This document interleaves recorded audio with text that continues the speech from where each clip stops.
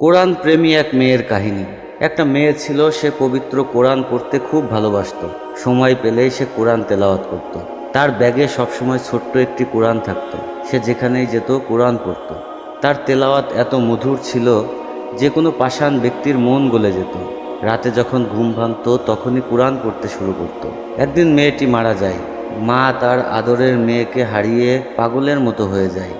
একদিন রাতে মা তার মেয়েকে স্বপ্ন দেখে এবং তার ঘুম ভেঙে যায়। হঠাৎ তার মা তার মেয়ের রুম থেকে কান্নার আওয়াজ শুনতে পান। তিনি ভয়ে সে ঘরে যাননি। পরের দিন সকালে তার বাবাকে জানান, কিন্তু তার বাবা সেটা বিশ্বাস করেন। পরের দিন রাতে তার মা আবার সেই আওয়াজ শুনতে পান। তারপর সে তার বাবাকে ডাকেন এবং তার বাবাও সে আওয়াজ শুনে ভয় পেয়ে যায়। তারপর সকালে এই ঘটনা মসজিদের ইমাম সাহেবকে বলে। তারপর ইমাম সাহেব এই ঘটনা যাচাই করার জন্য ওই মেয়ের বাসায় এক রাত থাকেন। রাত 1টা বাজতে না বাজতেই সবাই সেই কান্নার আওয়াজ শুনতে পায়। মনে হচ্ছিল অনেকে মিলে কান্না করছে। তখন ইমাম সাহেবও কেঁদে ফেললেন আর বললেন, এটা ফেরেশতাদের কান্নার আওয়াজ। মেয়েটি প্রতিদিন রাতে এই সময় কোরআন তিলাওয়াত করত, যা শুনতে ফেরেশতারা এখানে আসতো।